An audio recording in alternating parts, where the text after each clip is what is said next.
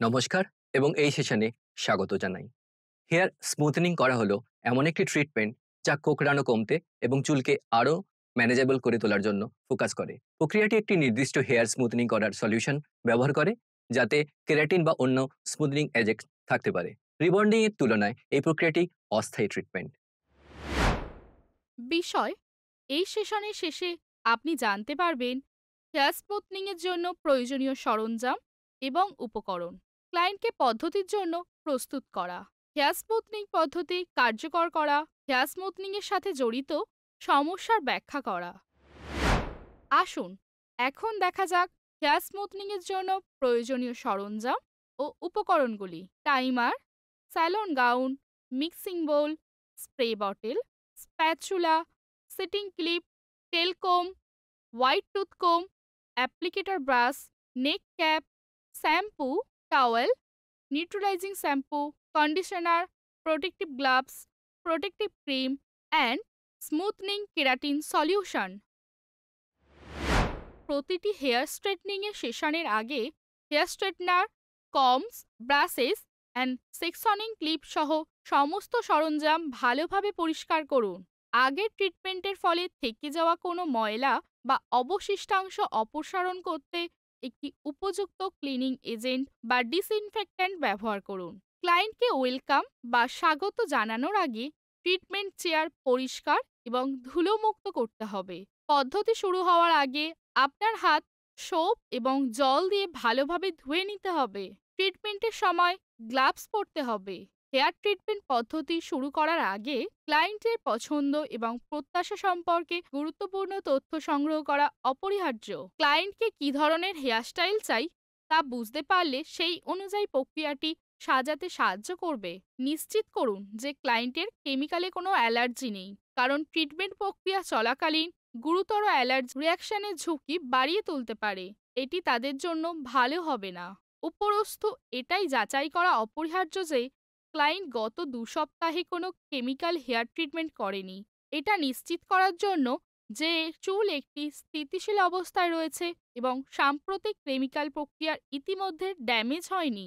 ক্লায়েন্টের স্ক্যাল্পে এবং চুলের প্রদাহ, ক্ষত এই রকম অবস্থায় যে কোনো লক্ষণের জন্যও পরীক্ষা করা উচিত, যা ট্রিটমেন্টটিকে অনুপযুক্ত বা ক্ষতিকারক করে তুলতে পারে। যদি এই ধরনের কোনো সমস্যা থাকে, তবে ক্লায়েন্টের স্ক্যাল্পে এবং চুল সুস্থ অবস্থা না হওয়া পর্যন্ত ট্রিটমেন্টটিকে না করাই ভালো। ট্রিটমেন্ট শুরু করার আগে ক্লায়েন্টের কাছ থেকে ইনফর্ম কনসেন্টেন্ট নিন। এতে এর সম্ভাব্য উপকারিতা, ঝুঁকি এবং পার্শ্ব প্রতিক্রিয়া সহ ট্রিটমেন্ট প্রক্রিয়া বিস্তারিত ব্যাখ্যা করা আছে। একবার ক্লায়েন্ট সম্পূর্ণরূপে তার পদ্ধতি এবং এর প্রভাব বুঝতে পারলে তারা একটি কনসেন্টেন্ট ফর্ম সাইন করতে পারে, যাতে তাদের ট্রিটমেন্ট করানোর ইচ্ছা বোঝা যাবে। ট্রিটমেন্টের সময় স্বাচ্ছন্দ্য অপরিহার্য, তাই ক্লায়েন্টকে এমনভাবে বসাতে হবে যাতে তারা পুরোপুরি প্রক্রিয়ার সময় স্বাচ্ছন্দ্য বোধ করেন। ক্লায়েন্টের পোশাক কেমিক্যাল স্পিলেজ বা হেয়ার ক্লিপিং থেকে রক্ষা করার জন্য তাকে স্যালন গাউন পরানো অপরিহার্য। কোনো দুর্ঘটনাজনিত সংস্পর্শ এড়াতে গাউন দিয়ে ক্লায়েন্টের কাঁধ এবং শরীরের উপরের অংশকে সম্পূর্ণরূপে ঢেকে রাখতে হবে।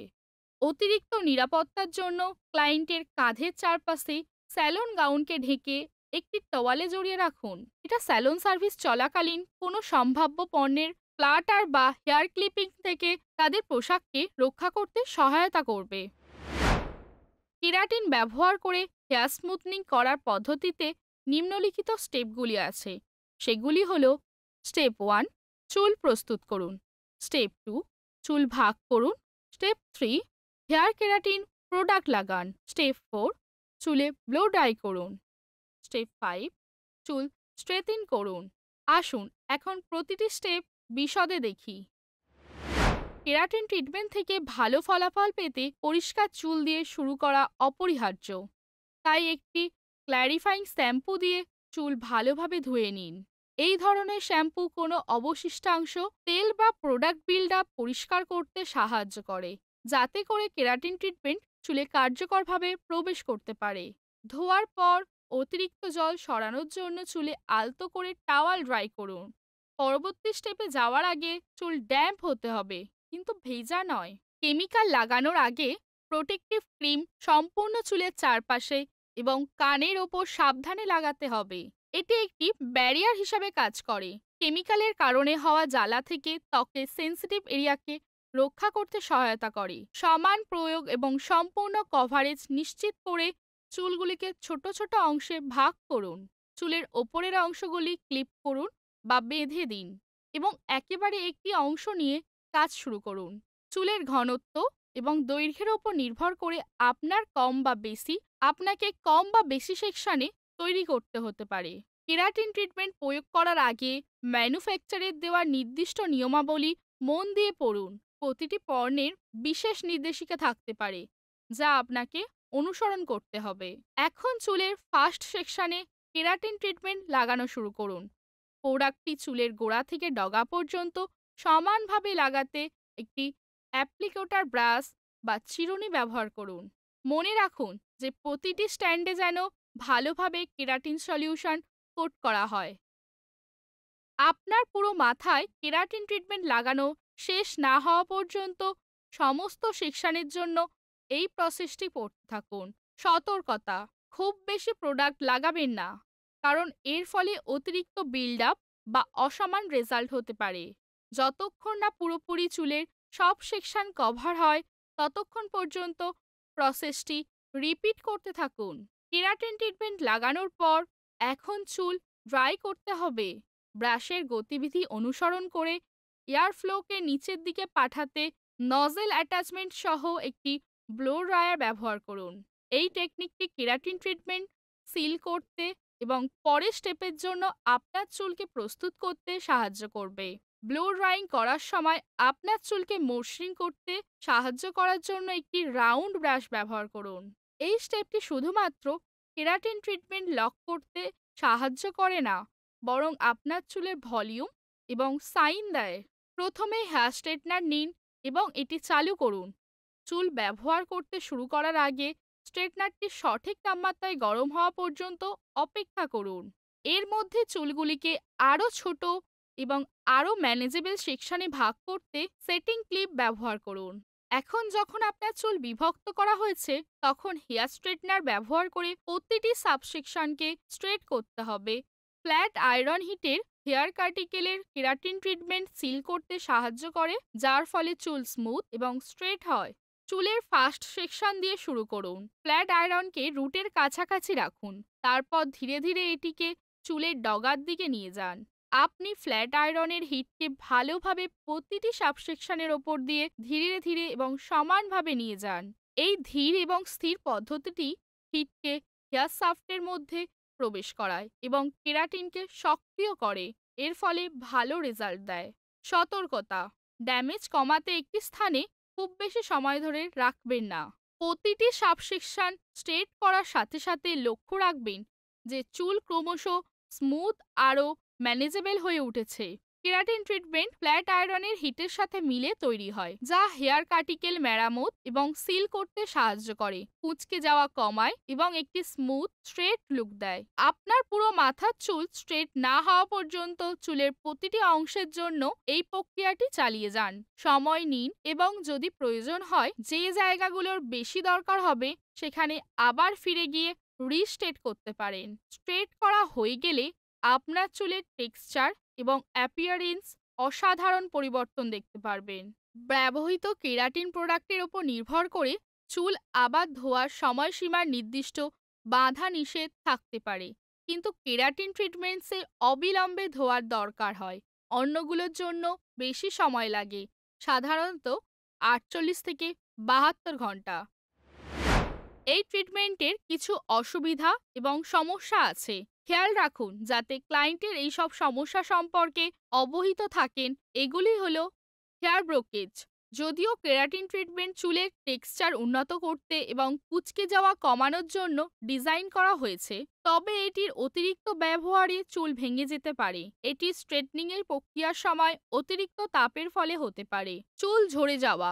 যদিও বিরল, কিছু ব্যক্তির ক্ষেত্রে কেরাটিন ট্রিটমেন্টের পরে অস্থায়ীভাবে চুল ঝরে পড়তে পারে। এটি স্ক্যাল্প ইরিটেশন, অ্যালার্জির রিয়াকশন বা চুল ভেঙে যাওয়ার মতন কারণ হতে পারে। চুলকানি বা জলযুক্ত চোখ।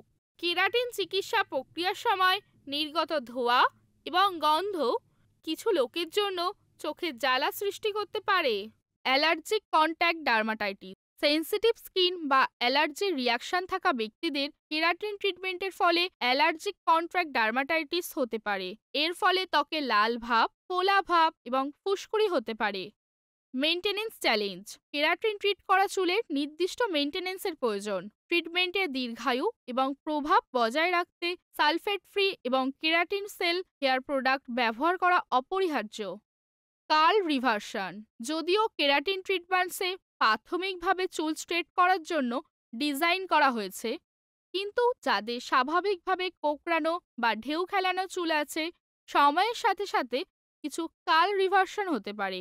এই ট্রিটমেন্ট ন্যাচারাল কার্ল সম্পূর্ণভাবে দূর নাও করতে পারে এবং পরবর্তীকালে ধোয়ার সময় চুল ধীরে ধীরে তার আসল টেক্সচারে ফিরে যেতে পারে। এবং পরবর্তীকালে হিট স্টাইলিং এর সংবেদনশীলতা, কেরাটিন ট্রিটমেন্টের পরে চুল হিট স্টাইলিং এর জন্য আরও সংবেদনশীল হয়ে উঠতে পারে। অত্যাধিক তাপ বা হাই টেম্পারেচারের চুলের ক্ষতি হতে পারে, তাই সতর্কতার সাথে এবং লো টেম্পারেচারের হিট স্টাইলিং টুল ব্যবহার করতে হবে। গর্ভাবস্থা এবং বুকে দুধ খাওয়ানোর সতর্কতা, গর্ভবতী মহিলা এবং যারা বুকে দুধ খাওয়াচ্ছেন তাদের কেরাটিন ট্রিটমেন্ট করার আগে সতর্কতা অবলম্বন করা উচিত। কিছু ফর্মুলেশনে কেমিক্যাল থাকতে পারে যা গর্ভাবস্থায় বা বুকে দুধ খাওয়ানোর সময় ক্ষতিকারক হতে পারে। এখানেই আমাদের সেশনের সমাপ্তি হচ্ছে। এই সেশনে আপনি শিখছেন কিভাবে হেয়ার স্মুথনিং এর জন্য প্রয়োজনীয় সরঞ্জাম এবং উপাদান তালিকাবদ্ধ করা হয়, ক্লায়েন্টকে পদ্ধতির জন্য তৈরি করতে হয়, হেয়ার স্মুথনিং এর পদ্ধতি সম্পাদন করতে হয় এবং হেয়ার স্মুথনিং এর সাথে জড়িত অসুবিধাগুলো ব্যাখ্যা করা হয়। দেখার জন্য ধন্যবাদ। পরের সেশনে দেখা হবে।